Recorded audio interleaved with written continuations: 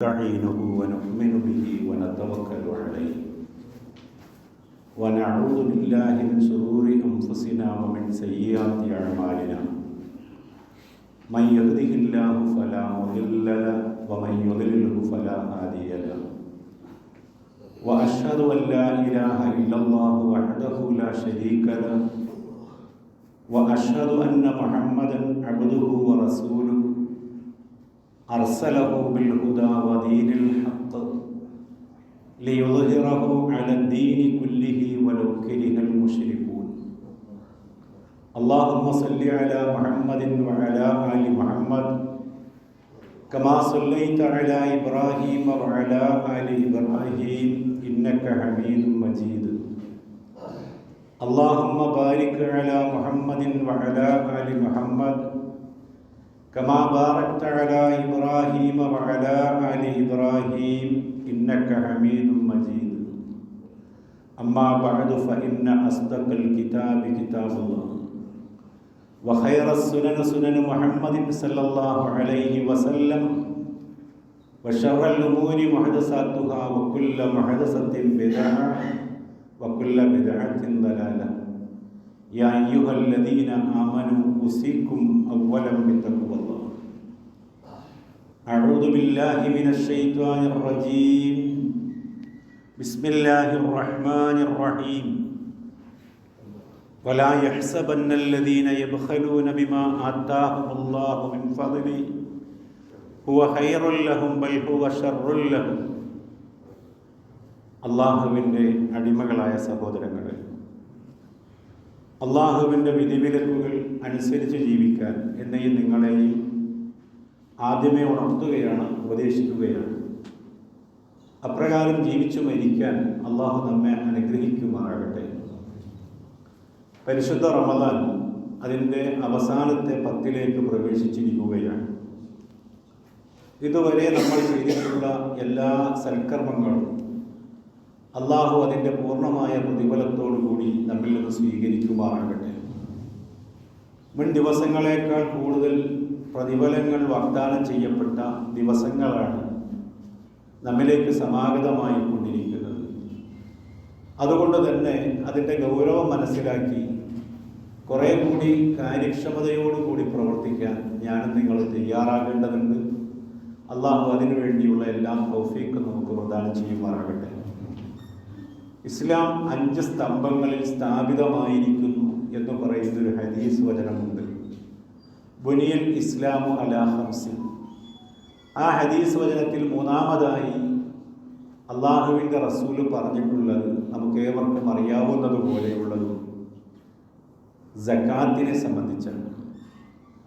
ധനപരമായ ഒരു മനുഷ്യൻ്റെ ഉത്തരവാദിത്വത്തെ സംബന്ധിച്ചാണ്. ഖുർആൻ അനേക സ്ഥലങ്ങളിൽ അഖീമുസ്സലാ വ ആത്തുസ് സക്കാത്ത്, നിങ്ങൾ നമസ്കാരം നിലനിർത്തുകയും സക്കാത്ത് കൊടുക്കുകയും ചെയ്യണം എന്ന് പറയുന്നുണ്ട്. ഖുർആൻ ഇങ്ങനെ ചേർത്തു പറഞ്ഞിട്ടുള്ള 2 കാര്യങ്ങൾ അത് രണ്ടിനും തുല്യ പ്രാധാന്യമാണ് എന്നാണ് പറഞ്ഞു വരുന്നത്. ഒരു ഉദാഹരണം പറഞ്ഞാൽ അത്തിയുല്ലാഹ വ അത്തിയുർ റസൂൽ, നിങ്ങൾ അള്ളാഹുവിനെ അനുസരിക്കണം, അവൻ്റെ പ്രവാചകനെ അനുസരിക്കണം. ഒരാൾ പറയാണ് അള്ളാഹിനെ ഞാൻ അനുസരിക്കാം, പ്രവാചകൻ അനുസരിക്കാൻ പറ്റിയില്ല എന്ന് പറഞ്ഞാൽ അയാൾ ഇസ്ലാമിൻ്റെ കളത്തിന് പുറത്താണ്. എന്നതുപോലെ ഒരാൾ നമസ്കാരം ഞാൻ കൃത്യമായി നിർവഹിച്ചു കൊള്ളാം, സക്കാത്തിൻ്റെ കാര്യത്തിൽ എനിക്ക് അത്ര പോരാ, അല്ലെങ്കിൽ ഞാൻ അത്ര പെർഫെക്റ്റ് ആകാൻ ആഗ്രഹിക്കുന്നില്ല എന്ന് മനസ്സുകൊണ്ട് തീരുമാനിച്ചാലും അയാളുടെയും അവസ്ഥ ഇസ്ലാമിക ഗണത്തിൽ നിന്ന് പുറത്താണ്. അതിൻ്റെ ഗൗരവമാണ് പറയുന്നത്. എത്രയോ സ്ഥലങ്ങളിൽ ആവർത്തിച്ച് പറയും. റമദാനിൽ എന്തുകൊണ്ട് നമ്മൾ സക്കാത്തിനെ പറ്റി ചർച്ച ചെയ്യുന്നു? റമദാൻ പ്രത്യേകിച്ച് സക്കാത്തിൻ്റെ മാസമൊന്നുമല്ല. സക്കാത്ത് നമ്മുടെ ജീവിതത്തിൽ നിരന്തരമായി പ്രവർത്തിക്കേണ്ടുന്നൊരു ഭാഗമാണത്. ഒരാളുടെ വർഷത്തിലൊരിക്കൽ അയാൾ കണക്ക് നോക്കുകയും തൻ്റെ കണക്കിൻ്റെ ലഭ്യതയനുസരിച്ച് അടിസ്ഥാനപരമായ ആവശ്യങ്ങൾ നിർവഹിച്ച ശേഷം മിച്ചമുള്ളതിൽ നിന്ന് അയാളുടെ നിസാബ് തികയുമെങ്കിൽ അതിൻ്റെ 2.5% കൊടുക്കാൻ പറഞ്ഞിട്ടുള്ളത്. 1,00,000 രൂപ ലഭിക്കുന്നൊരു മനുഷ്യൻ അവൻ്റെ അടിസ്ഥാനപരമായ കാര്യങ്ങളൊക്കെ കഴിച്ചതിന് ശേഷം 2,500 രൂപയാണ് അതിൽ സക്കാത്തായി വരുന്നതുള്ളൂ എങ്കിൽ 97,500 ഉപയോഗിക്കാൻ നൽകുന്ന അള്ളാഹു 2,500 രൂപയുടെ കാര്യത്തിൽ ഒരു തീരുമാനം പറയുമ്പോൾ അതെനിക്ക് സ്വീകാര്യമല്ല എന്ന് മനസ്സുകൊണ്ട് തീരുമാനിക്കുന്നവൻ അവൻ ഇസ്ലാമിക ഗണത്തിൽ ഉൾപ്പെടുക യാതൊരു നിലക്കും സാധ്യതയുള്ള കാര്യമല്ല. അപ്പോൾ ഗൗരവം അത്രത്തോളം ഉണ്ട് എന്ന് നമ്മൾ മനസ്സിലാക്കേണ്ടതുണ്ട്. എന്തുകൊണ്ട് മനുഷ്യന്മാർ അങ്ങനെ ആയിപ്പോയി? ധനത്തിൻ്റെ കാര്യം പറയുമ്പോൾ അതുവരെയുള്ള ഈമാനും ഇസ്ലാമും തഖ്വയും സൂക്ഷ്മതാബോധവും ഒക്കെ എന്തുകൊണ്ട് നമുക്ക് നഷ്ടപ്പെട്ടു പോകുന്നു എന്നുള്ളത് വെച്ചാൽ ഈ ധനം എന്നെ ശാശ്വതനാക്കി തീർക്കുമെന്നുള്ള മൗഢ്യമാണ്. വൈലുല്ലിക്കുല്ലി ഹുമസത്തിൽ ലുമദ അല്ലദീ ജമഅ മാലൻ വഅദ്ദദ. ധനം സ്വരൂപിക്കുകയും എന്നിട്ടത് എണ്ണിക്കണക്കാക്കുകയും ചെയ്യുന്നവർ. യഹ്സബു അന്ന മാലഹു അഖ്ലദ. ആ വിഡ്ഢി വിചാരിക്കുന്നത് ഈ ധനം അവനെ ശാശ്വതനാക്കുമെന്നാണ്. അത്തരമൊരു സംഗതി നമ്മളറിയാതെയൊക്കെ തന്നെയും നമ്മുടെയൊക്കെ മനസ്സുകളിൽ അല്ലെങ്കിൽ നമ്മളൊക്കെ ആ രീതിയിൽ ആയിപ്പോയിട്ടുണ്ട് എന്നതാണ് അത്തരമൊരു വിചാരത്തിനും അത്തരമൊരു ചിന്തയ്ക്കും നമ്മെ പ്രേരിപ്പിക്കുന്ന ഘടകം. ഞാൻ ആമുഖമായി നിങ്ങളുടെ ശ്രദ്ധയിൽ കേൾപ്പിച്ച വചനം ഖുർആനിലെ 3-ാമത്തെ അധ്യായം സൂറ ആല ഇമ്രാനിലെ 180-ാമത്തെ വചനമാണ്. ആ വചനത്തിൻ്റെ ആദ്യ ഭാഗമാണ് നമ്മൾ ഓതി വച്ചത്. വലാ യഹ്സബന്നല്ലദീന യബ്ഖലൂന ബിമാ ആതാഹുമുല്ലാഹ്. അള്ളാഹു അവൻ്റെ അനുഗ്രഹത്തിൽ നിന്ന് തങ്ങൾക്ക് നൽകിയിട്ടുള്ള ധനത്തിൽ പിശുക്ക് കാണിക്കുന്നവൻ ഒരിക്കലും വിചാരിക്കരുത്. എന്ത് വിചാരിക്കരുത്? ഹുവ ഖൈറുൽ ലഹും, അത് അയാൾക്ക് ഗുണകരമാണ് എന്ന്. ബൽ ഹുവ ശർറുൽ ലഹും, തീർച്ചയായും അങ്ങനെ സ്വരൂപിച്ചു വയ്ക്കുന്ന പണം നാളെ അദ്ദേഹത്തിന് ദ്രോഹകരമായിരിക്കും, ദോഷകരമായിരിക്കും എന്നാണ് അർത്ഥശങ്കയ്ക്കിടയില്ലാത്ത വണ്ണം, വ്യാഖ്യാനങ്ങൾക്ക് ഒരു പഴുതും നൽകാത്ത വണ്ണം അള്ളാഹു പറഞ്ഞു വച്ചത്. അവിടെ അള്ളാഹ് പറഞ്ഞ മറ്റൊരു ശ്രദ്ധേയമായ വാക്ക് എന്ന് പറയുന്നത് ബിമാ ആതാഹുമുല്ലാഹു മിൻ ഫളലി, അള്ളാഹു അവൻ്റെ അനുഗ്രഹത്തിൽ നിന്ന് നൽകിയത് എന്നതാണ്. അവിടെയാണ് നമുക്ക് കൃത്യമായി ബോധ്യം വരാത്തത്. എൻ്റെ കയ്യിലുള്ള ഈ പണം എൻ്റേതല്ല, അള്ളാഹ് നൽകിയതാണ് എന്നത് നമ്മൾ ആവർത്തിച്ച് നമ്മുടെ മനസ്സാക്ഷിയെ ബോധ്യപ്പെടുത്തേണ്ട ഒരു കാര്യമാണ്. ഖുർആനിൽ ധനത്തെ സംബന്ധിച്ച് പറയുന്നിടത്ത് ആവർത്തിച്ച് പറഞ്ഞ ശൈലി അങ്ങനെയാണ്. വലില്ലാഹി മുൽക്കുസ് സമാവാതി വൽ അർദ്, ആകാശഭൂമികളുടെ ആധിപത്യം അള്ളാഹുവിനാകുന്നു. എത്രയെങ്ങാനും സ്ഥലത്ത് പറഞ്ഞിട്ടുള്ളത്?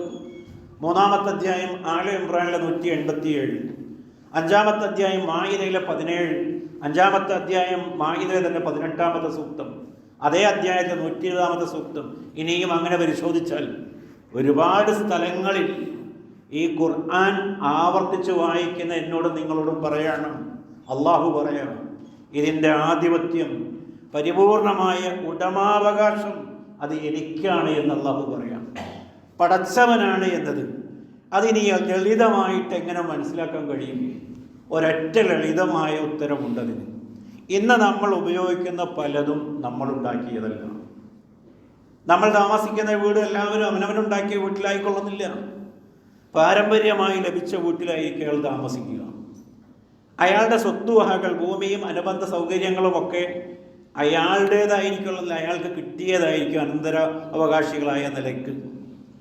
അങ്ങനെ നമ്മൾ ഉപയോഗിക്കുന്ന സംഗതികളൊന്നും ആലോചിച്ചു. ഇനി നാളെ നമ്മൾ മരിച്ചാൽ, ഇന്ന് നമ്മൾ മരിച്ചാൽ നമ്മുടെ ശരീരത്തുള്ളത് എല്ലാം അവിടെ അഴിച്ചു വയ്ക്കും. എന്നിട്ട് നമ്മളെയും കൊണ്ട് പള്ളിക്കാട്ടിലേക്ക് പോകും. പിന്നീട് വരുന്ന ആളുകൾ ഇത് കൊണ്ടുനടക്കാൻ അയാൾ കേമനാവുകയാണ്. ഇത് ഞാൻ എൻ്റേതാണ് എന്ന് അയാളിങ്ങനെ പറയണം. എന്നാലോചിച്ച് നോക്കൂ. പാരമ്പര്യമായിട്ട് ആദനബിയുടെ കാലം പോലെ മനുഷ്യന്മാർ പറഞ്ഞുകൊണ്ടിരിക്കുന്നൊരു വിഡ്ഢിത്തത്തിൻ്റെ ആഴമാണ് ഈ പറയുന്നത്. ഒരുപാട് ആളുകളെ നമ്മൾ മയ്യത്ത് മറമാടിയിട്ടുണ്ട്. കോടിപതികളായ ആളുകൾ. അവരാരും ഒന്നും കൊണ്ടുപോയിട്ടില്ല എന്നത് നമുക്ക് ബോധ്യമായിട്ടുള്ള കാര്യമാണ്. മഹാനായ അലക്സാണ്ടർ ചക്രവർത്തിയുടെ ചരിത്രം പറയുന്നിടത്ത് അയാളുടെ വിൽപ്പത്തത്തിൽ അദ്ദേഹം പറഞ്ഞുവത്രേ, ഞാൻ മരിച്ചു കഴിഞ്ഞാൽ എൻ്റെ ശവമഞ്ചം ഈ നഗരവീഥികളിലൂടെ നിങ്ങൾ കൊണ്ടുപോകേണ്ടതുണ്ട്. ശവമഞ്ചത്തിൻ്റെ 2 പാർശ്വങ്ങളിലേക്ക് എൻ്റെ 2 കൈകൾ നിവർത്തിയിടണം നിങ്ങൾ ഏറ്റവും യോഗ്യനായ ഡോക്ടർമാർ ആ ശവമഞ്ചം ചെയ്യേണ്ടതുണ്ട് എന്നാണ് അദ്ദേഹം പറഞ്ഞിട്ടുള്ളത്.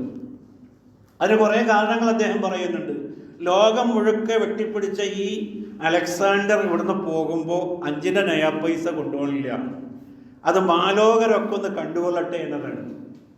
അതേപോലെ ഏറ്റവും കൊള്ളാവുന്ന ഡോക്ടർമാർ ചുമക്കട്ടെ എന്നതാണ്. ഇത്രയും ഡോക്ടർമാരൊക്കെ ഈ സാമ്രാജ്യത്തിൽ എൻ്റെ ചെലവിൽ കഴിയുമ്പോൾ പോലും എൻ്റെ ജീവൻ്റെ അവസാന സമയമെത്തിയപ്പോൾ ഇവരെ കൊണ്ട് ഒരാളെ കൊണ്ട് പോലും അതൊന്നും പിടിച്ചു വയ്ക്കാൻ പറ്റിയിട്ടില്ല എന്നതും അവർ മനസ്സിലാക്കിക്കൊള്ളട്ടെ എന്നാണ് പറഞ്ഞു വരുന്നത്. ഒന്ന് ആലോചിച്ച് നോക്കൂ, എത്ര കൃത്യമായിട്ടാണ് ഈ ആശയം ഖുർആൻ നമ്മളോട് പറയുന്നത്.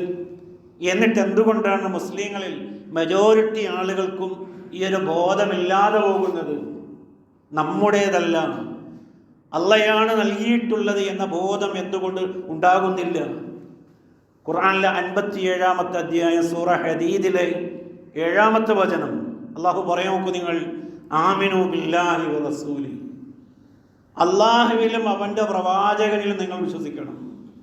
വ അൻഫിഖു മിമ്മാ ജഅലക്കും മുസ്തഖ്ലഫീന ഫിൽ അർദ്, വ അൻഫിഖു നിങ്ങൾ ചെലവഴിക്കണം, മിമ്മാ ജഅലക്കും മുസ്തഖ്ലഫീന ഫിൽ അർദ് ഭൂമിയിൽ നിങ്ങൾക്ക് അനന്തരാവകാശമായി നൽകിയതിൽ നിന്ന്, പിന്തുടർച്ച നൽകിയതിൽ നിന്ന്, നിങ്ങളുടേതല്ലാതെ ഇടയ്ക്ക് നിങ്ങൾ ചുമതല ഏൽപ്പിക്കപ്പെട്ട അതിൽ നിന്ന് നിങ്ങൾ ചെലവഴിക്കണം എന്ന് ഖുർആൻ പറയുമ്പോൾ ഈ കാര്യം വളരെ വ്യക്തമായി അനേക സ്ഥലങ്ങളിൽ നമ്മളോട് പറഞ്ഞു വച്ചിരിക്കുന്നു. പക്ഷെ മരണം വരെയും ചില ആളുകളുടെ ഉള്ളിലേക്ക് അത് കയറില്ല. മരിക്കാൻ നേരത്ത് കയറും. ഖുർആൻ അത് പറയുന്നുണ്ട്. ഒരല്പസമയം തന്നാൽ ഇപ്പം ശരിയാക്കി തരാമെന്ന് പറയും. അത് അവസാനത്തെ വാക്കാണ്, സ്വീകാര്യമല്ലാത്ത വാക്കാണ്. അള്ളാഹുവിൻ്റെ ഭാഷയിൽ കാലക്കാഹലും അവനങ്ങനെ പറഞ്ഞുകൊണ്ടിരിക്കും. അള്ളാഹ് പറയാം, അത് പറയുന്നവനങ്ങനെ പറഞ്ഞുകൊണ്ടിരിക്കുക, അത് മൈൻഡ് ചെയ്യേണ്ടതില്ല എന്നതാണ് പടച്ചതമ്പുരാൻ്റെ തീരുമാനം. അത്തരമൊരു വെറുംവാക്ക് പറയുന്നവരിലേക്ക് നമ്മളായിപ്പോകരുത്. നമ്മളെടുത്തിട്ടുള്ള നോമ്പുകൾ അർത്ഥവത്താണ് എങ്കിൽ, നമ്മൾ നമസ്കരിക്കുന്ന നമസ്കാരം അർത്ഥവത്താണ് എങ്കിൽ, നമ്മുടെ വിശ്വാസം അർത്ഥവത്താണ് എങ്കിൽ, തീർച്ചയായും ധനപരമായിട്ടുള്ള നമ്മുടെ കടമകൾ നിർവഹിക്കുന്നിടത്ത് 2/4 കാര്യത്തിൽ നമ്മൾ നമ്മുടെ ഈമാനും വിശ്വാസവും ഒക്കെ പണയപ്പെടുത്തിയവരായി നമ്മൾ മാറരുത് എന്നതാണ് പറഞ്ഞു വരുന്നത്. ഇനി ഖുർആൻ അത് എത്ര കണ്ട് കൃത്യമായി സമർത്ഥിക്കുന്നു. ലോകത്ത് കഴിഞ്ഞു പോയിട്ടുള്ള ഒരുപാട് സ്വേച്ഛാധിപതികളെ ഖുർആൻ പരിചയപ്പെടുത്തുന്നുണ്ട്. ധനാഢ്യരായ കുബേരന്മാരായ ആളുകൾ, അതേപോലെ സാത്വികന്മാരായ ആളുകളെയും ഖുർആൻ നമുക്ക് പരിചയപ്പെടുത്തി തരുന്നുണ്ട് എവിടെ നിൽക്കണമെന്ന് തീരുമാനിക്കാൻ. ഖുർആനിലെ 28-ാമത്തെ അധ്യായം സൂറ ഖസസിലെ 72-ാമത്തെ വചനം, വബ്തഗി ഫീമാ ആതാക്കല്ലാഹു ദാറൽ ആഖിറ, അള്ളാഹു നിനക്ക് എന്താണോ നൽകിയത് ആ നൽകിയത് കൊണ്ട് പരലോകഭവനത്തിന് തേടിക്കൊള്ളുക. വലാ തൻസ നസീബക മിന ദുനിയ, ദുനിയാവിൻ്റെ പങ്ക് നീ വിസ്മരിക്കേണ്ടതില്ല. നിനക്കതിൽ നിന്ന് എടുക്കാവുന്നതിന് എടുക്കാം, ഉപയോഗപ്പെടുത്താം, അതൊന്നും നീ വിസ്മരിക്കേണ്ടതില്ല. വ അഹ്സിൻ കമാ അഹ്സനല്ലാഹു ഇലൈക, അള്ളാഹ് നിനക്ക് എങ്ങനെയാണോ നന്മ ചെയ്തത് അതുപോലെ നീ മറ്റുള്ളവർക്ക് നന്മ ചെയ്യുക. ഏറ്റവും വലിയ സ്വേച്ഛാധിപതിയായ കാറൂനോട് വിശ്വാസികൾ പറഞ്ഞതായിക്കൊണ്ട് ഖുർആൻ രേഖപ്പെടുത്തിയതാണ് ഞാൻ ഈ പറഞ്ഞ ആയത്തുകൾ. വിശ്വാസികൾ അദ്ദേഹത്തോടത് പറഞ്ഞപ്പോൾ അദ്ദേഹത്തിൻ്റെ മറുപടി ഇങ്ങനെയായിരുന്നു, ഇന്നമാ ഊതീതുഹു അലാ ഇൽമിൻ ഇൻദി, എൻ്റെ പക്കലുള്ള ധനവും സ്വാധീനവും അധികാരവും ഒക്കെ എൻ്റെ കഴിവ് കൊണ്ട് ഞാൻ നേടിയതാണ് എന്നതാണ്, എൻ്റെ അറിവ് കൊണ്ട് ഞാൻ സമ്പാദിച്ചതാണ് എന്നതാണ്. കാർവൻ്റെ ഭാഷ നമുക്കറിയില്ല, പക്ഷെ ഭാഷ്യം നമുക്കറിയാം, ആശയം നമുക്കറിയാം. കാർവൻ പറഞ്ഞ അതേ പാഠം മലയാളത്തിൽ നമ്മൾ പറയുന്നു മാത്രം. എൻ്റെ വിയർപ്പാണത്, ഇത് കണ്ട് കുതിക്കണ്ട, ഈ കട്ടിൽ കണ്ട് പരിക്കണ്ട എന്നൊക്കെ നമ്മൾ പറയുന്നത് കാറൂൻ പറയാതെ പോയത് മലയാളത്തിൽ നമ്മൾ പറയണം. കാറൂന് ശിക്ഷയും നമുക്ക് രക്ഷയുമാണ് എങ്കിൽ അള്ളാഹു നീതിമാനാവുകയില്ല. അപ്പോൾ ധനപരമായ കാര്യത്തിൽ അക്രമിയായ ഈ മനുഷ്യൻ്റെ പാത നമ്മൾ പിന്തുടരണോ വേണ്ടയോ എന്ന് നമ്മൾ ആലോചിക്കണം. നമ്മുടെ കഴിവിനെയും അറിവിനെയും ഒക്കെ ഒന്ന് അളന്നാൽ നന്നായിരിക്കും. നമ്മളൊക്കെ പലപ്പോഴും അങ്ങനെയാണ് വിചാരിക്കുന്നത്. ഞാൻ 10 കൊല്ലം ഗൾഫിൽ പോയപ്പോൾ എൻ്റെ ദാരിദ്ര്യമൊക്കെ മാറി, ഞാൻ നല്ല ഉഷാറായി എന്ന് പറയാൻ എത്രയോ ആൾക്കാരുണ്ട്. ഞാൻ വളരെ കണ്ണിങ് ആയിരുന്നു പഴയ കാലം മുതൽ തന്നെ. ആ കണ്ണിങ് ആയതുകൊണ്ട് ബിസിനസ്സിലൊക്കെ എനിക്ക് നല്ല വച്ചടി കയറ്റമാണ് എന്ന് പറയുന്ന എത്രയോ സാധുക്കളുണ്ട് നമ്മുടെ കൂട്ടത്തിൽ. കൃഷിയിൽ പണ്ടേ എനിക്ക് വലിയൊരു ക്രൈസായിരുന്നു, അതുകൊണ്ട് കൃഷിയിൽ ഞാൻ എന്നെ കവച്ചു വയ്ക്കാൻ ആരും ഉണ്ടായിട്ടില്ല എന്നൊക്കെ പറയുന്ന എത്രയോ ആളുകളുണ്ട്. നമ്മളൊന്ന് മനസ്സിലാക്കേണ്ടത് യാഥാർത്ഥ്യമുണ്ട്. നമ്മളെക്കാൾ അറിവുള്ളവർ ലോകത്തില്ലേ? നമ്മളെക്കാൾ അധ്വാനശേഷിയുള്ളവർ ലോകത്തില്ലേ? നമ്മളെക്കാൾ സാങ്കേതിക വിദ്യ പരിജ്ഞാനമുള്ള ആളുകൾ ലോകത്തില്ലേ? നമ്മളെക്കാൾ നല്ല കർഷകർ ലോകത്തില്ലേ? എത്രയോ ആളുകൾ കെട്ടിത്തൂങ്ങി ചത്തു കളഞ്ഞിരിക്കുന്നു. ഈ കഴിവുള്ള ആളുകളൊക്കെ സാമ്പത്തിക പരാജയം കൊണ്ട്. കർഷകരുടെ കൂട്ട ആത്മഹത്യക്ക് 2-3 കൊല്ലങ്ങൾക്ക് മുമ്പ് ഈ കൊച്ചു കേരളം സാക്ഷിയായതാണ്. എത്രയോ പഠന റിപ്പോർട്ടുകൾ, സർവേകൾ ആ വിഷയത്തിൽ കടന്നുപോയിട്ടുണ്ട്. അപ്പോൾ നമുക്ക് ഈ അള്ളാഹു നമ്മുടെ കഴിവുകൾക്കൊക്കെ മീതയാണ് പടച്ചവൻ്റെ തീരുമാനവും അവൻ്റെ വിധിയും എന്ന് നമ്മൾ മനസ്സിലാക്കുകയാണ്. അവിടെയാണ് ഞാനും നിങ്ങളൊക്കെ സാധുക്കളുടെ കയ്യിൽ 2/4 വന്നു ചേർന്നത്. അങ്ങനെയെങ്കിലും ഒന്ന് പഠിക്കാൻ തീരുമാനിക്കാം. നമ്മളൊക്കെ നമ്മുടെ കഴിവും ബുദ്ധിസാമർഥ്യമൊക്കെ അവിടെ മാറ്റി വയ്ക്കാം. റബ്ബിൻ്റെ തീരുമാനം, ആ തീരുമാനപ്രകാരം ഈ ധനം എൻ്റെ പക്കലേക്ക് വന്നു ചേർന്നു. നോക്കൂ നിങ്ങൾ, എത്ര ഭംഗിയായിട്ടാണ് സുലൈമാൻ അലൈഹിസ്സലാം അത് നമ്മെ പഠിപ്പിക്കുന്നത്. ഒരുപാട് അനുഗ്രഹങ്ങൾ വന്നു ചേർന്നപ്പോൾ മഹാനായ സുലൈമാൻ നബി അലൈഹിസ്സലാം പറഞ്ഞതായി ഖുർആൻ രേഖപ്പെടുത്തുന്നത് 27-ാമത്തെ അധ്യായം സൂറ നംലിലെ 40-ാമത്തെ വചനത്തിൽ നമുക്ക് വായിക്കാം. ഹാദാ മിൻ ഫദ്ലി റബ്ബി, ഇതെൻ്റെ കഴിവ് കൊണ്ടല്ല, എൻ്റെ രക്ഷിതാവിൻ്റെ ഔദാര്യം കൊണ്ടാണ് ഇതെനിക്ക് കിട്ടിയിട്ടുള്ളത്. ഈ അനുഗ്രഹങ്ങളുടെ ഉടമ ഞാനായത് എൻ്റെ രക്ഷിതാവിൻ്റെ ഔദാര്യം മാത്രമാണ്. ലിയബ്ലുവനി അഷ്കുറു അം അക്ഫുർ, പടച്ചവൻ ഇതിലൂടെ എന്നെ പരിശോധിക്കുകയാണ്. ഞാൻ നന്ദിയുള്ളവനാണോ അതല്ല നന്ദി കെട്ടവനാണോ എന്നതാണ് അള്ളാഹു എന്നെ പരിശോധിക്കുന്നത്. വമൻ ശക്കറ ഫഇന്നമാ യശ്കുറു നഫ്സി, ആരാണോ നന്ദി കാണിക്കുന്നത് ആ നന്ദി കാണിക്കുന്നവൻ അവനവന് വേണ്ടി തന്നെയാണ് നന്ദി കാണിക്കുന്നത്. വമൻ കഫറ, ഇനി ആരെങ്കിലും നന്ദികേട് കാണിക്കുന്നുവെങ്കിൽ ഫഇന്ന റബ്ബി ഗനിയ്യുൻ കരീം, എങ്കിൽ എൻ്റെ രക്ഷിതാവ് ഏറെ ഐശ്വര്യവാനും മാന്യനുമാണ്. ഒരാളുടെയും നന്ദി അള്ളാഹ്ക്ക് കിട്ടിയിട്ട് വേണ്ട അള്ളാഹ്ക്ക് കഴിഞ്ഞുകൂടാൻ. വളരെ കൃത്യമായി സുലൈമാൻ നബി അലൈഹിസ്സലാം ഈ ആശയം നമ്മെ പഠിപ്പിക്കുകയാണ്. ഒരു വിശ്വാസിയുടെ സ്റ്റാൻഡ് അവിടെയാണ്. ഈ കിട്ടിയതൊക്കെയും പടച്ചവൻ്റെ വകയിലുള്ള പരീക്ഷണത്തിൻ്റെ ചില ടൂൾസുകളാണ്. എങ്ങനെയാണ് അത് ഉപയോഗിക്കുക എന്നതിനനുസരിച്ചാണ് നമ്മുടെ ജീവിത വിജയം എന്ന് പറയുന്നത്. പ്രവാചകൻ സല്ലല്ലാഹു അലൈഹി വസല്ലമയുടെ അനുയായികളെ നമ്മൾ പഠിക്കുമ്പോൾ എത്രയോ ഉദാഹരണങ്ങൾ നമുക്കെടുത്ത് ഉദ്ധരിക്കാൻ കഴിയും. മഹാനായ മിസ്അബ് ഇബ്നു ഉമൈർ റളിയല്ലാഹു അൻഹു, രാജകുമാരനെ പോലെ ഖുറൈശികളുടെ പരിമളം എന്ന പേരിൽ വിസ്തുതനായ മിസ്അബ്, അദ്ദേഹം വില കൂടിയ പെർഫ്യൂമുകളൊക്കെ ധരിച്ചുകൊണ്ട് ഉപയോഗിച്ചുകൊണ്ട് അങ്ങാടിയിലൂടെ നടക്കുമ്പോൾ എല്ലാവരും വളരെ കൗതുകത്തോടു കൂടി ആ രാജകുമാരനെ ഇങ്ങനെ വീക്ഷിച്ചു കൊണ്ടിരുന്നു എന്നതാണ്. അള്ളാഹുവിൻ്റെ റസൂലിൻ്റെ പ്രബോധനത്തിൽ ആകൃഷ്ടനായി ഇസ്ലാമിലേക്ക് വരുമ്പോൾ അദ്ദേഹം മരിച്ചു വീഴുന്ന ചരിത്രം പറയുന്നുണ്ട്. ഉഹദ് യുദ്ധവേളയിലാണ് ഇസ്ലാമിൻ്റെ പതാകവാഹകനായി അദ്ദേഹം പങ്കെടുക്കുന്നതും മരിക്കുന്നതും. ആ യുദ്ധത്തിൽ ഷഹീദുകളായിട്ടുള്ള ആളുകളെ മറമാടുമ്പോൾ കഫൻ പുടവ പോലും കൃത്യമായി തികയുന്നതില്ലാത്ത രീതിയിൽ തലമൂടിയാൽ കാലുമൂടാതെയും കാലുമൂടിയാൽ തലമൂടാതെയും ആകുമാറുള്ള ഒരു വിടവാങ്ങലാണ് മിസ്അബ് നടത്തിയിട്ടുള്ളത്. ആലോചിച്ച് നോക്കേണ്ടതുണ്ട്. കിട്ടിയതെല്ലാം, എല്ലാ ഉപകാരങ്ങളും, എല്ലാ അനുഗ്രഹങ്ങളും പടച്ചവൻ്റെ പരീക്ഷണമാണെന്ന് തിരിച്ചറിയുകയും അള്ളാഹു ആവശ്യപ്പെട്ടപ്പോൾ ആ അള്ളാഹുവിൻ്റെ കൽപ്പനയ്ക്ക് വിധേയമായി മാറ്റിവെക്കാൻ തയ്യാറായ മിസ്അബ്. മദീന ഹിജ്റയുടെ വേളയിൽ തങ്കലിപികളാൽ ഉല്ലേഖനം ചെയ്യപ്പെടേണ്ട ഒരു ചരിത്രഭാഗമാണ് സുഹൈബ് റൂമി എന്ന് പറയുന്ന മഹാനവറുകളുടെ ചരിത്രം.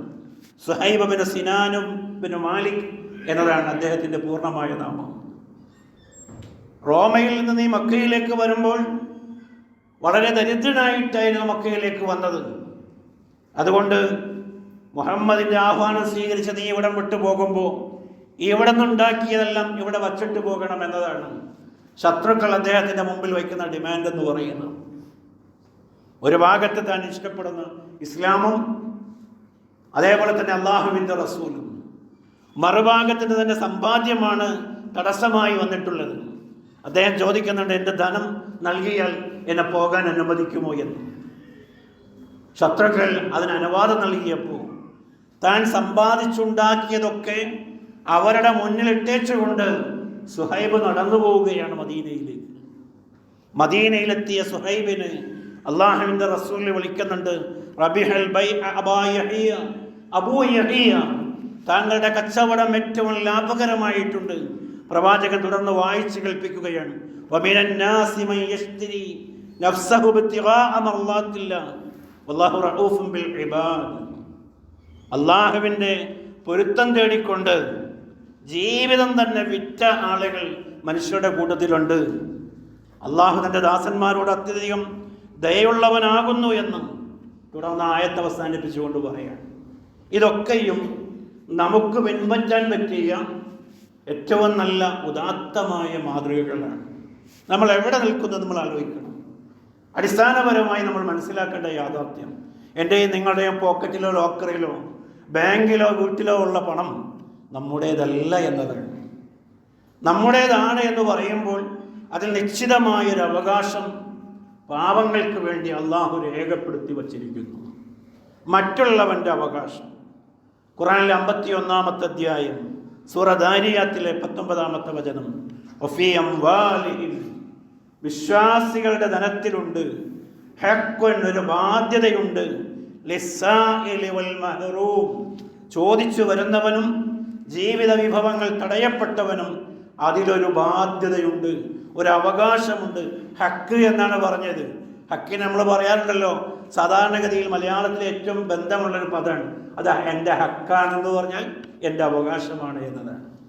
ചോദിച്ചു വരുന്നവനും ജീവിത വിഭവങ്ങൾ തടയപ്പെട്ട ആളുകൾക്കും നിങ്ങളുടെ ധനത്തിൽ അള്ളാഹു ഒരു നിശ്ചിതമായ വിഹിതം ഏർപ്പെടുത്തിയിരിക്കുന്നു എന്നുള്ളതാണ്. ധനം ഒരു അമാനത്താണ്. മക്കളെപ്പോലെ തന്നെ പടച്ചവൻ മക്കളെ നമ്മളിലേക്ക് എത്തിച്ചേരുമ്പോൾ ഈ മക്കളെ അള്ളാഹുവിന് ഇഷ്ടപ്പെട്ട പോലെ വളർത്തിയെടുക്കുക എന്നതാണ് നമ്മുടെ ഉത്തരവാദിത്വം. ആ ഉത്തരവാദിത്വം കൃത്യമായി നിർവഹിക്കുമ്പോഴാണ് മക്കളുടെ ബാധ്യത നിർവഹിച്ചവരായ ഓരോ പിതാവും മാതാവും മാറുക. നേരെ മറിച്ച് മക്കളുടെ താളത്തിന് തുള്ളിയാലോ? 2-3 ആഴ്ചകൾക്ക് മുമ്പ് വളരെ വിശദമായി പറഞ്ഞതാണ്, അങ്ങനെ പാടില്ല എന്നതാണ്. അതേപോലെയാണ് ധനത്തിൻ്റെ കാര്യവും. അള്ളാഹ് നമ്മളെ പരീക്ഷണമായി ഏൽപ്പിച്ചിട്ടുള്ള അമാനത്താണ്. ആ അമാനത്ത് എങ്ങനെ നമ്മൾ നിർവഹിക്കുന്നു എന്നത് അള്ളാഹു കൃത്യമായി വീക്ഷിക്കുകയാണ്. ഖുർആനിലെ 4-ാമത്തെ അധ്യായം സൂറ നിസായിലെ 5-ാമത്തെ വചനം, വലാ തുഅ്തു സുഫഹാഅ അംവാലക്കും അല്ലത്തി ജഅലല്ലാഹു ലക്കും ഖിയാമ. വളരെ കൃത്യമായി ഇസ്ലാമിക സമീപനം ധനത്തോടുള്ളത് പറയണം.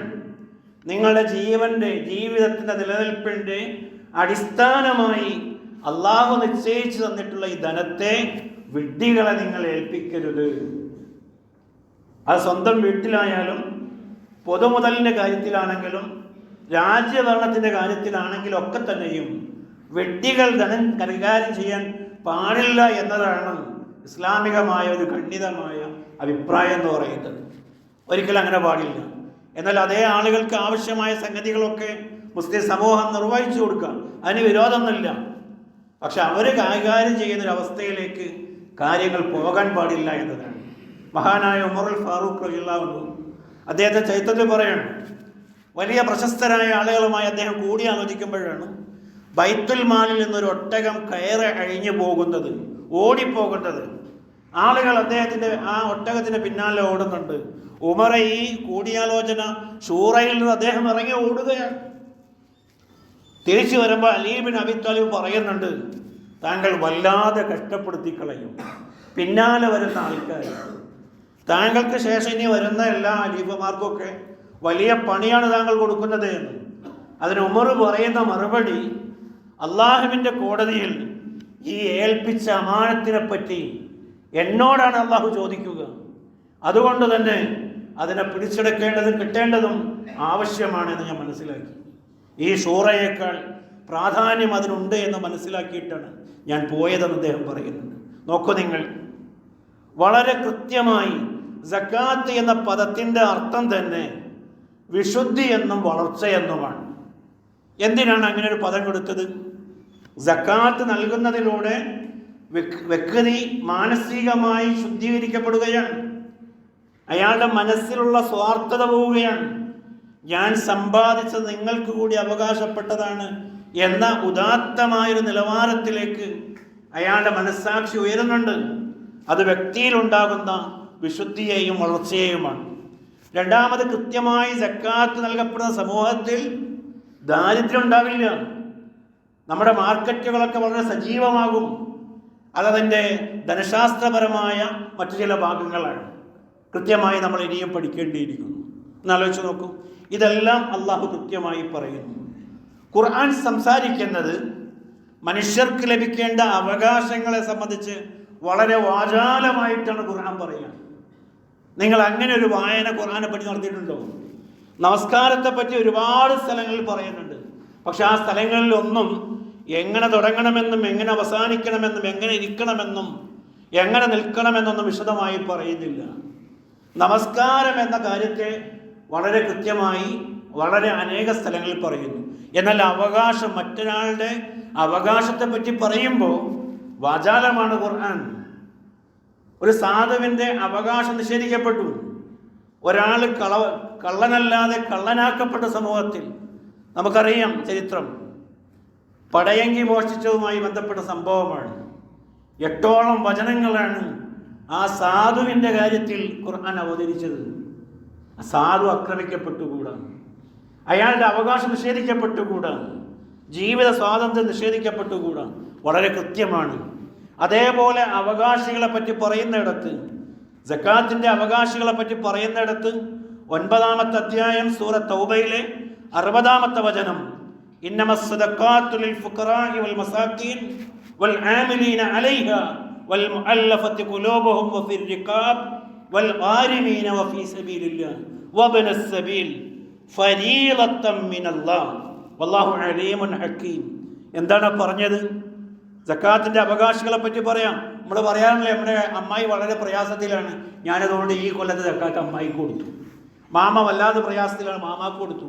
അങ്ങനെ മാമാക്കും അമ്മായിക്കും ഒക്കെ പങ്കുവെച്ചുകൊണ്ട് സക്കാത്ത് വീടി എന്ന് വിചാരിക്കുന്ന ആളുകളോടാണ് ഇത് പറയുന്നത്. നിങ്ങളെങ്ങനെ നിങ്ങൾക്ക് ഇഷ്ടമുള്ളവർക്ക് കൊടുത്ത് സക്കാത്ത് വീടിയാൽ അത് സക്കാത്തായി പരിഗണിക്കുകയില്ല. ആ അവകാശികളെ 8 പേരെ, 8 വിഭാഗം ആളുകളെ അള്ളാഹു കൃത്യമായി പറഞ്ഞിട്ടുള്ളതാണ്. നമുക്കറിയാം ആ കാര്യങ്ങളൊക്കെ.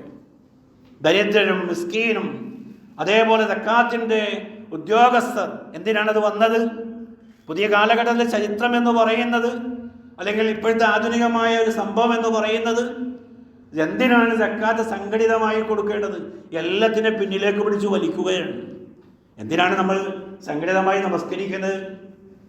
ഇവിടെ ഗവൺമെന്റ് ഇല്ലല്ലോ. ഓരോരുത്തരും അവനവൻ്റെ വീട്ടിൽ നിസ്കരിച്ചാലും നിസ്കാരം ശരിയാവില്ലേ? കോവിഡിൻ്റെ നാളുകളിൽ നമ്മൾ അങ്ങനെയല്ല ചെയ്തത്. വല്ല കുഴപ്പമുണ്ടായോ? അപ്പോൾ ഭരണം കിട്ടിയിട്ട് ചെയ്യേണ്ട കാര്യങ്ങളല്ല ഇസ്ലാമിൻ്റെ അനുഷ്ഠാനങ്ങൾ. എത്ര സൗകര്യങ്ങളുണ്ടോ ആ സൗകര്യം അനുസരിച്ച് വിനിയോഗിക്കണമെന്നതാണ്. അപ്പോൾ അതിനതിൻ്റേതായ ഉദ്യോഗസ്ഥന്മാരെ പോലും കൃത്യമായി രേഖപ്പെടുത്തി. ഏതെങ്കിലും സാധു ഇതിൻ്റെ ഉത്തരവാദിത്തം ഏറ്റെടുത്ത് അവനവൻ്റെ വീടും കുട്ടികളെ നോക്കാൻ പറ്റാതെ പോകുന്നവനും ഇതിലൊരു അവകാശം കൃത്യമായി രേഖപ്പെടുത്തി. അതേപോലെ ഇസ്ലാമിലേക്ക് മനസ്സാകർഷിക്കപ്പെട്ടു വന്നിട്ടുള്ള ആളുകൾ, അടിമകളുടെ കാര്യത്തിൽ വലിയ കടഭാരങ്ങൾ കൊണ്ട് പ്രയാസങ്ങൾ അനുഭവിക്കുന്ന സഹോദരങ്ങളുടെ കാര്യത്തിൽ, അള്ളാഹുവിൻ്റെ ദീനിൻ്റെ കാര്യം, മതപരമായ മുന്നേറ്റങ്ങൾ, ഫലസ്തീൻ പോലെയുള്ള പ്രദേശങ്ങളിൽ നോമ്പ് തുറക്കാൻ പോലും നിവൃത്തിയില്ലാതെ കഷ്ടപ്പെടുന്ന പാവപ്പെട്ട മനുഷ്യരുടെ ഉന്നമനത്തിന്, അവരുടെ സൈനിക ശേഖരണത്തിന്, ആയുധങ്ങൾ വാങ്ങുന്നതിന്, ഇതൊക്കെയും ഇതുമായി ബന്ധപ്പെട്ടതാണ്. അതേപോലെ തന്നെ വഴിപോക്കരായ ആളുകൾ, നാട്ടിൽ വലിയ പണക്കാരനും കഴിവുള്ളവനൊക്കെയാണ്, നാട് വിട്ടു കഴിഞ്ഞപ്പോൾ അയാൾക്ക് അയാളുടെ സ്വദേശത്തേക്ക് പോകാൻ സൗകര്യമില്ല. അത് മറ്റ് വിദേശ രാജ്യങ്ങളിൽ വന്ന ആളാകാം, ഒരേ രാജ്യത്ത് തന്നെയുള്ള ആൾക്കാരാകാം. പക്ഷെ അത്തരം സാധുക്കളെ അവരുടെ നാട്ടിലേക്ക് തിരിച്ചു പോകാനുള്ള സൗകര്യങ്ങളൊക്കെ ചെയ്തു കൊടുക്കാനും ഈ സക്കാത്തിൻ്റെ ധനത്തിൽ ഈ അവകാശികളെ കൃത്യമായിട്ട് പറയാം. എത്ര ഭംഗിയായിട്ടാണ് അവകാശങ്ങളുടെ കാര്യത്തിൽ അള്ളാഹു വളരെ കൃത്യത പാലിച്ചിട്ടുള്ളത്. പ്രവാചകൻ സല്ലല്ലാഹു അലൈഹി വസല്ലമ ഈ ആയത്തിൻ്റെ ഗണത്തിൽ പറയുന്നുണ്ട്, വിശദീകരണത്തിൽ, ലൈസൽ മിസ്കീൻ, മിസ്കീൻ എന്ന് പറയുന്നത് അല്ലദീ തറുദ്ദുഹു തംറത്തു വത്തംറത്താനി വൽ അക്ലത്തു വൽ അക്ലത്താനി, ഒരു ഈന്തപ്പഴയോ അല്ലെങ്കിൽ 2 ഈന്തപ്പഴോ കൊടുത്താൽ പോകണ ആളല്ല ഈ മിസ്കീൻ എന്ന് പറയുന്നത്. ഒരു പിടി ഭക്ഷണമോ 2 പിടി ഭക്ഷണമോ കിട്ടിയാൽ പ്രശ്നം തീരുന്നവനല്ല ഈ മിസ്കീൻ എന്ന് പറയുന്നത്. ആ മിസ്കീൻ എന്ന് പറയുന്നത് അല്ലാഹുവിൻ്റെ റസൂൽ വിശദീകരിക്കുകയാണ്. അല്ലദീ ലാ യജിദു ഐനൻ, അയാൾ ഐശ്വര്യം ആഗ്രഹിക്കുന്നുണ്ട്, ഞാൻ ഉള്ളവനാണ്, എനിക്ക് കഴിവുള്ളവനാണ് എന്നൊക്കെ അറിയപ്പെടാനാണ് ആ സാധു ആഗ്രഹിക്കുന്നത്. പക്ഷേ അയാളുടെ കാര്യം വലാ യഅലമു ബിഹാജത്തിഹി, അയാളുടെ ഉദ്ദേശങ്ങൾ ആവശ്യങ്ങൾ നിർവഹിക്കാൻ ഒന്നുമില്ലാത്ത അവസ്ഥയിലാണ്. എങ്കിൽ അത്തരം ആളുകൾക്ക് കൊടുക്കണമെന്ന് ഒന്ന് ആലോചിച്ച് നോക്കൂ, അന്വേഷിക്കണം. മുതലാളി അയാളുടെ പോക്കറ്റിലെ പൈസ ചില്ലറ വാക്കി വെച്ച് ഉമ്മറത്ത് വന്നിരുന്ന് വന്നോനും പോണോനൊക്കെ 100, 50, 500 ഒക്കെ അവനവൻ്റെ താല്പര്യം അനുസരിച്ച് കൊടുത്താൽ ഈ ബാധ്യത എങ്ങനെയാണ് വീടുക? ഈ ബാധ്യത വീടാതെ നിങ്ങളും ഞാനൊക്കെ ഈ പള്ളിയിൽ വന്ന് കുമ്പിട്ടാൽ ആ കുമ്പിടൽ സ്വീകരിക്കുമോ? ഇല്ല എന്നാണ് ആമുഖമായി ഞാൻ പറഞ്ഞത്. വളരെ ഗൗരവമാണ് സക്കാത്തും നമസ്കാരം. ഒരാളുടെ നമസ്കാരം കൃത്യമായി, സക്കാത്ത് കൃത്യമായില്ലെങ്കിൽ രണ്ടും തിരസ്കരിക്കപ്പെടും. ഒരാൾ സക്കാത്തിൽ കോൺസെൻട്രേറ്റ് ചെയ്തു, നമസ്കാരം കൃത്യമല്ല, രണ്ടും തിരസ്കരിക്കപ്പെടും. അതാണ് പറഞ്ഞു വന്നിട്ടുള്ളത്. അതുകൊണ്ട് തന്നെ ഈ കാര്യത്തിൽ വലിയ ഗൗരവം നമ്മളുണ്ടാകണം. നമ്മുടെ പള്ളിയിൽ ഒരുപാട് മാറ്റങ്ങൾ ഉണ്ടായിട്ടുണ്ട്. സാന്ദർഭികമായി സൂചിപ്പിക്കുകയാണ്. എന്തൊരു സന്തോഷമാണ്, എത്ര സമാധാനമായി ചൂട്ടത്തും നമ്മൾ തണുപ്പിലാണ് നമ്മളിരിക്കുന്നത്. അതൊക്കെയും അതിൻ്റെ പിന്നിലൊക്കെയും പണിയെടുത്തിട്ടുള്ള, ധനം ചെലവഴിച്ചിട്ടുള്ള എല്ലാ ആളുകൾക്കും അല്ലാഹു അർഹമായ പ്രതിഫലം നൽകുമാറാകട്ടെ. ഈ പള്ളിയിനി നമ്മുടെ സോളാർ ഇൻസ്റ്റലേഷനും കൂടി നടന്നു വരികയാണ്. ഒരു സാധുവായ സഹോദരൻ, ഒരു പേരും പെരുമയും ഒന്നും ആഗ്രഹിക്കാതെ തന്നെ വച്ചേരി ഇസ്മായിൽ മുസ്ലിയാരുടെ പേരക്കുട്ടി അസി എന്നാണ് അദ്ദേഹത്തെ അറിയാൻ കഴിഞ്ഞിട്ടുള്ളത്. ഈ ഒരു വലിയ ഉദ്യമം ആ സഹോദരൻ ഏറ്റെടുക്കുകയാണ്. ഒന്ന് ആലോചിച്ച് നോക്കാം, ഓരോ കാര്യങ്ങളിലും നമുക്ക് ഇടപെടാൻ കഴിയുന്നതും നമ്മൾ അറച്ചു നിൽക്കുന്നതും നമുക്ക് ഹല്ലില്ലാതെ പോകുന്നതൊക്കെ ഒരുപാട് മേഖലകളുണ്ട്. അതുകൊണ്ട് തന്നെ അത്തരം കാര്യങ്ങളിലൊക്കെ ഇടപെട്ട എല്ലാ സഹോദരങ്ങൾക്കും, അദ്ദേഹം അടക്കമുള്ള എല്ലാവർക്കും അള്ളാഹു അർഹമായ പ്രതിഫലം നൽകുമാറാകട്ടെ. പള്ളി ഭംഗിയാക്കിയത് കൊണ്ടായില്ല. അവിടെയാണ് ഇനി ഞാൻ പറയാൻ പോകുന്നത്. പള്ളിയിൽ നമസ്കാരത്തിന് സൗകര്യമുള്ളതുപോലെ തന്നെ ഇവിടെ വരുന്ന സാധുക്കളായ ആളുകളുടെ പ്രശ്നങ്ങൾക്ക് പരിഹാരമുണ്ടാക്കാനുള്ള കേന്ദ്രം കൂടി വേണം. പറഞ്ഞു വരുന്നത്, ഒരു സക്കാത്ത് സംവിധാനം സജീവമായി പള്ളിയിൽ ഉണ്ടാകണം. ഉണ്ടോ എന്നെനിക്കറിയില്ല. എന്തായിരുന്നാലും കൃത്യമായ അതിൻ്റെ റിപ്പോർട്ടിങ്ങും നൽകുന്ന വിവരവും കിട്ടിയ പണവും കൊടുത്ത രീതികളും ഒക്കെയും ദാതാക്കളെ അറിയിച്ചുകൊണ്ട് തന്നെ വളരെ സുതാര്യമായ ഒരു സംവിധാനം വേണം. നമസ്കരിക്കാൻ, കുമ്പിടാൻ സൗകര്യം ഒരുക്കുന്നത് പോലെ തന്നെ അത്രത്തോളമെങ്കിലും പ്രാധാന്യമുള്ളൊരു കാര്യമാണ് പറഞ്ഞത്. അവിടെ നമ്മൾ ചെയ്യണം. നോക്കൂ, നിങ്ങൾ പല കൂടി നമ്മൾ കേട്ടതാണ്. ബുഖാരിയും മുസ്ലിമും ഒക്കെ റിപ്പോർട്ട് ചെയ്തിട്ടുള്ള ഹദീസിൽ കാണാം, അബൂബക്കർ സിദ്ദീഖ് റളിയല്ലാഹുവിൻ്റെ കാലത്തിലാണ് ചില മനുഷ്യന്മാർ സക്കാത്തിൽ ആ ശുഷ്കാന്തി കുറയുകയും പ്രവാചകന്റെ കാലത്ത് ഞങ്ങൾ കൊടുത്തിരുന്നു, ഇനി ഞങ്ങളത് തരില്ല എന്ന് പറഞ്ഞപ്പോൾ അദ്ദേഹം പറഞ്ഞു, വല്ലാഹി ല ഉഖാത്തിലന്ന മൻ ഫറഖ ബൈന സ്വലാത്തി വസ്സക്കാ. നമ്മൾ പറഞ്ഞിടത്താണ് വരുന്നത്. സക്കാത്തിൻ്റെയും നമസ്കാരത്തിൻ്റെയും കാര്യത്തിൽ ഭിന്നത കൽപ്പിക്കുന്നവരുമായി ഞാൻ യുദ്ധം ചെയ്യുന്നു. നമ്മളെ യുദ്ധം ചെയ്യുമെന്ന് പറഞ്ഞിട്ടില്ല, അതിനുള്ള അധികാരവും ഇല്ല. പക്ഷെ അബൂബക്കർ സിദ്ദീഖ് റളിയല്ലാഹു പറഞ്ഞു, ഒരാൾ നിസ്കരിക്കുക, സക്കാത്ത് കൊടുക്കില്ല എന്ന് പറഞ്ഞാൽ ഞാൻ അവനുമായി യുദ്ധം ചെയ്യും. എന്തിനു വേണ്ടി? ഫഇന്ന സക്കാത്ത ഹഖുൽ മാൽ, ധനത്തിന്റെ അവകാശമാണത്. വല്ലാഹി ലൗ മനഊന ഇഖാലൻ കാനൂ യുഅദ്ദൂനഹു ഇലാ റസൂലില്ലാഹി സ്വല്ലല്ലാഹു അലൈഹി വസല്ലം ലഖാത്തലഹും അലാ മൻഇഹി.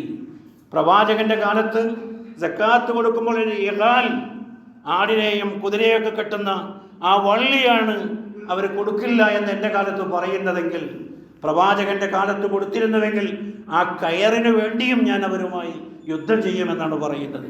എത്ര ഗൗരവമാണ്! ഇനി ആരാണ് കൊടുക്കേണ്ടത്? ഹനി എന്നാണ് പറഞ്ഞത്. ആരാണ് ഈ ഹനി എന്ന് പറയുന്നത്? അങ്ങനെ ആരും ജനിച്ചു വീഴുന്നില്ല. സഹോദരങ്ങളെ, അടിസ്ഥാന ആവശ്യം കഴിഞ്ഞവൻ, സ്വയം പര്യാപ്തമായവൻ, ഞാൻ പര്യാപ്തനാണ്, എനിക്ക് എൻ്റെ കാര്യത്തിന് വേണ്ടി ഒരാളെ ആശ്രയിക്കേണ്ടതില്ല, അങ്ങനെ എത്തി നിൽക്കുന്ന ഓരോ ആളും കൊടുക്കണമെന്നതാണ്. അതിനൊരു നിസാബ് നിശ്ചയിച്ചിട്ടുണ്ട്. ആ നിസാബ് എന്ന് പറയുന്നത് 590 ഗ്രാം വെള്ളിയുടെ മാർക്കറ്റ് വിലയാണ്. 590 ഗ്രാം വെള്ളിക്ക് ഇന്ന് എന്താണോ മാർക്കറ്റ് വില, അത്രയും വില, ആ സംഖ്യ അടിസ്ഥാന ആവശ്യങ്ങൾ കഴിച്ച് നമ്മുടെ പക്കലുള്ളവർ നമ്മൾ നൽകണമെന്നതാണ്. അങ്ങനെ വരുമ്പോഴാണ് നമ്മുടെ ഇസ്ലാം, നമ്മൾ അനുഷ്ഠിക്കുന്ന കാര്യങ്ങളൊക്കെയും വളരെ കൃത്യമായി പാലിക്കുന്നവരായി നമ്മൾ മാറും. ഇനി കൊടുത്തില്ലെങ്കിലോ? അള്ളാഹു അതും കൃത്യമായി പറഞ്ഞിരിക്കുന്നു. കാരണം ഇതെൻ്റെ നിങ്ങളുടെ കാര്യമല്ല, അവകാശികളുടെ കാര്യമാണ്.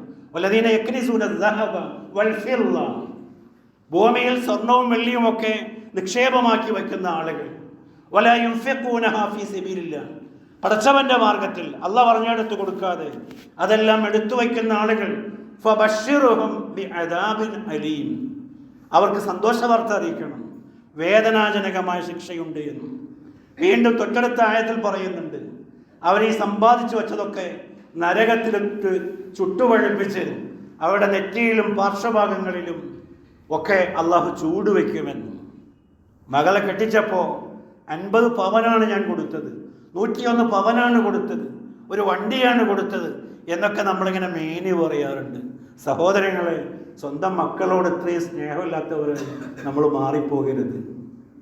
ആ മക്കളോട് പറയണം, കല്യാണം കഴിച്ചു എന്നോട് പറഞ്ഞു കൊടുക്കണം, ഇതിന് സക്കാത്ത് കൊടുക്കണം കേട്ടോ, ഇല്ലെങ്കിൽ ഞാനീ കൊടുക്കുന്നത് എൻ്റെ മകൾക്ക് നാളെയുള്ള ശിക്ഷ ഒരുക്കുന്നതിന് വേണ്ടിയുള്ള ലോഹങ്ങളായിരിക്കുമെന്നുള്ള തിരിച്ചറിവെങ്കിലും ഖുർആൻ 24 മണിക്കൂറും വായിക്കാൻ നമുക്കെങ്കിലും ഇല്ലെങ്കിൽ പിന്നെ ആർക്കുണ്ടാവുക? അത്രയും ഗൗരവമുണ്ട്. ഇനി നമ്മൾ ആലോചിച്ച് നോക്കിക്കൊള്ളുക, നമ്മൾ എത്ര കണ്ടു കൊടുക്കണം, നമ്മൾ കൊടുക്കാനായിട്ടുണ്ടോ ഇല്ലേ എന്നുള്ളത്. അള്ളാഹുവിൻ്റെ ദീൻ യഥാവിധി മനസ്സിലാക്കുകയും അതനുസരിച്ച് പകർത്തുകയും ചെയ്യുന്ന നല്ല വിശ്വാസികളിൽ വിശ്വാസിനികൾ അള്ളാഹു എന്നെയും നിങ്ങളെയും ഉൾപ്പെടുത്തി അനുഗ്രഹിക്കുമാറാകട്ടെ. അസ്തഗ്ഫിറുല്ലാഹ ലീ വലക്കും വലിജമീഇൽ മുസ്ലിമീന അസ്തഗ്ഫിറൂ ഇന്നഹു ഹുവൽ ഗഫൂറുർ റഹീം.